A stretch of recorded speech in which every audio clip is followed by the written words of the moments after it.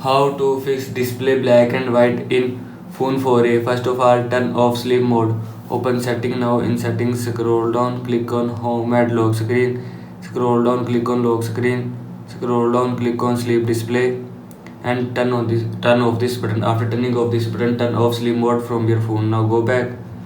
After that, turn off dark mode. Open setting now. In settings, search dark mode. Now click on dark mode. Now here you will see three option: transition, dark, light. And if you want to turn off dark mode, then click on light and click on save. After click on light or save, dark mode will be turned off from your phone.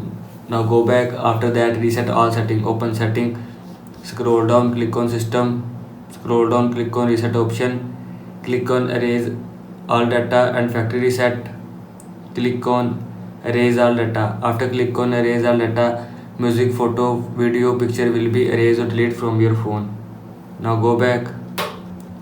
After that, reset all setting. Open settings, scroll down, again click on system, again click on reset option, click on reset device setting and again click on reset device setting. All setting will be reset from your phone. This is how you can fix display black and white in phone 4a. I hope so you like this video and thanks for watching this video.